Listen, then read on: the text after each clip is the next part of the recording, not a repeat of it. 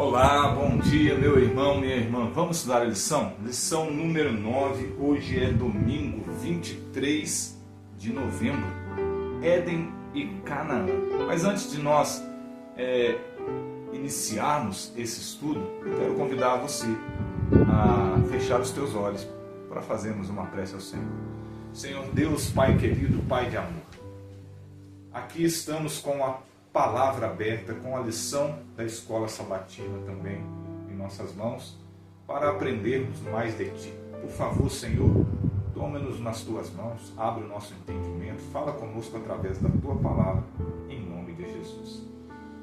O canal do Orvalho da Manhã tem esse propósito de partilhar com você vídeos de reflexões, áudios, books e também o estudo da lição. Estamos experimentando esse formato novo, no qual eu vou estar aparecendo para você. Normalmente você apenas ouve a minha voz, e vou estar aqui tecendo alguns comentários também em relação à lição, e já adianto que conto com a sua participação. Comente aí conosco, nós vamos apresentar as perguntas que a lição nos traz, e eu vou dar aqui minha resposta, o que eu entendi, vou partilhar com você a minha resposta, mas ela não é a palavra final. Eu espero que aí nos comentários você possa também colocar aí o que você entendeu de cada pergunta que foi feita e do tema da lição. Hoje nós vamos ver aí Éden e Canaã. Primeira pergunta que a lição nos traz é: quais foram as consequências da queda em relação à duração de vida do primeiro casal? Se você já acompanha as nossas lições no canal aí já há algum tempo, você sabe que as leituras para responder as perguntas eu deixo por conta de você, para que você encontre as passagens, abra a sua Bíblia, leia e então responda a pergunta. Eu apresento a pergunta e a resposta sugestiva, ok? Vamos lá. No final da lição, depois que nós terminarmos aqui, eu vou apresentar as respostas. Na criação, Deus colocou Adão e Eva em um ambiente perfeito, repleto de abundância e beleza. O casal conheceu seu Criador em um lugar que supria todas as suas necessidades físicas. Além da palavra falada de Deus, o Jardim do Éden servia como um centro de aprendizado, onde adquiriram uma compreensão profunda do caráter divino e da vida que o Senhor desejava para eles. No entanto, ao quebrar o relacionamento de confiança com o Criador, essa conexão com o jardim também se desfez e, como consequência, tiveram que deixá-lo. Perderam o território que Deus havia confiado a eles. O Jardim do Éden passou a simbolizar a vida abundante, uma imagem que redescobriremos no tema da Terra Prometida. Então o autor aqui ele inicia apresentando aquilo que Adão e Eva perdeu quando escolheu desobedecer a Deus. Interessante que nós vemos Jesus lá em Mateus, no capítulo 5 e capítulo 6, Jesus trabalhando a questão das ansiedades do homem pós-pecado, E ele falando que nós não devemos ficar ansiosos por essas coisas. E são exatamente essas coisas que Deus, olha o segundo parágrafo aí, diz assim: o casal conheceu o seu Criador em um lugar que supria todas as suas necessidades. E nós vemos Jesus lá em Mateus dizendo para o público dele ali que eles não deveriam ficar ansiosos. E aí ele menciona Mateus 6,33, buscar em primeiro lugar e todas as demais coisas vos serão acrescentadas. Lá no Éden, todas essas coisas eram naturalmente acrescentadas. Deus supria todas as necessidades físicas do casal, e era a vontade de Deus, e é a vontade de Deus fazer o mesmo comigo, com você, meu irmão, minha irmã, meu amigo, minha amiga. Eu quero desejar também as boas-vindas. Eu creio que possa ter algum irmão de outra denominação religiosa, acompanhando o nosso canal. Se você está aqui, irmão, e você não é da nossa denominação, sinta-se bem-vindo. E aqui é para você também, a palavra é para você também, a palavra de Deus é para todos. E Deus também quer suprir as necessidades da sua vida. Amém? Vamos seguir?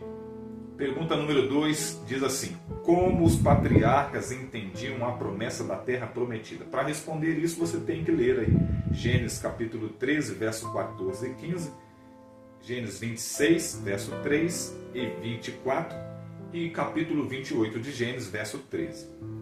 E dentro da pergunta 2 tem uma segunda pergunta, que diz assim: o que significa para nós adventistas, e eu diria para nós cristãos, né, viver como herdeiros da promessa? E para responder essa pergunta, você tem que realizar, eu tenho que realizar a leitura de Hebreus capítulo 6, do verso 11 ao verso 15. Ok? Já que eu vou compartilhar com você a minha resposta. Vamos lá. Quando Abraão chegou ao território que Deus lhe havia indicado, aquele lugar, pela fé, tornou-se a terra prometida para ele e seus descendentes. No entanto, por 400 anos, essa terra permaneceu apenas com promessa. Os patriarcas não chegaram a possuí-la de fato. Os patriarcas que está mencionando aqui é Abraão, Isaac e Jacó. E os filhos de Jacó ali, a descendência, né? A terra pertencia a Deus, assim como o jardim do Éden lhe pertencia. Da mesma forma que Adão e Eva não fizeram nada para merecer o Éden, Israel também não fez nada para merecer aquele território. A terra prometida foi um presente de Deus, fruto de sua iniciativa. Israel não tinha nenhum direito natural ou reivindicação sobre a posse da terra. Somente pela graça de Deus poderiam desfrutá-la. Então, irmãos, nós vemos aqui que até esse momento o que havia para os patriarcas era promessa, né? Mas eles ainda não haviam recebido ali. Eu quero reforçar aqui essa parte que diz assim: da mesma forma que Adão e Eva não fizeram nada para merecer o Éden, Israel também não fez nada para merecer aquele território.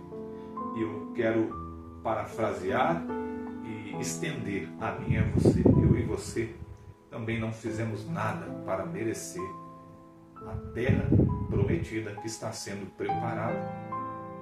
Mas, lá em João 3,16, nos dito o seguinte: porque Deus amou o mundo de tal maneira que deu o seu Filho unigênito, ou o seu único Filho. Para quem? Para todo aquele que nele crê. Não pereça, não morra, mas tenha a vida eterna. Esse verso, a palavra de Deus está incluindo a mim e a você, aqui no século 21. Deus enviou o seu Filho amado para substituir a mim e a você, para que eu e você também tenhamos direito à terra prometida. Porque nós merecemos?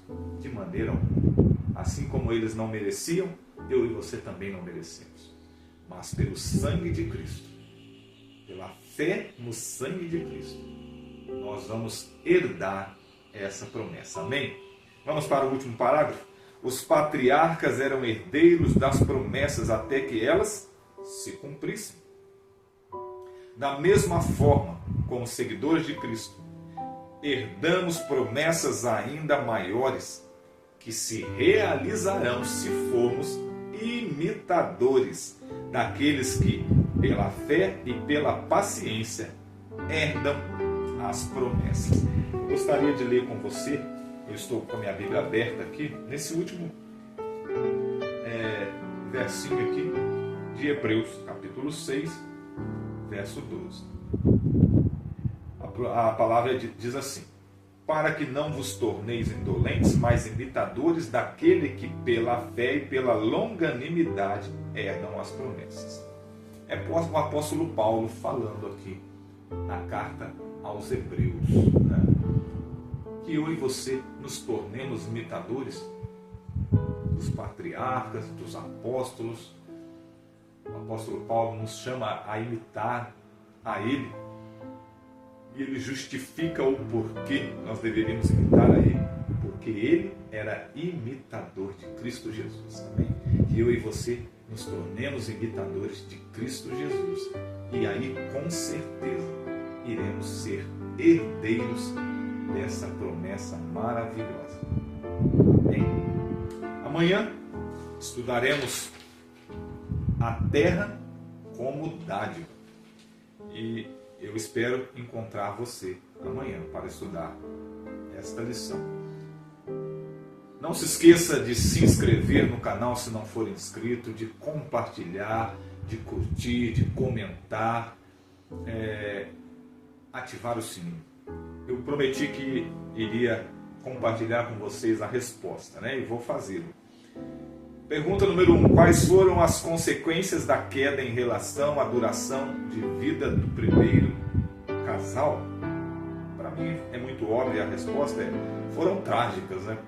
Pois após a queda, eles progressivamente foram se degenerando, e por mais que Satanás tenha dito para eles que certamente eles não morreriam, eles morreram.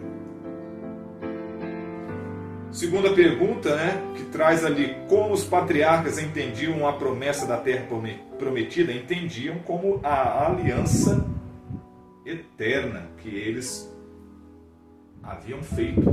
Abraão fez e foi delegando, né, aos seus herdeiros essa promessa. E o que significa para nós adventistas, eu diria nós cristãos do século 21 que cremos em Jesus como nosso Salvador? Isso significa para nós vivermos também como herdeiros das mesmas promessas feitas a eles. Amém? Amanhã, então, faremos um novo estudo. Até lá, um forte abraço, paz e graça.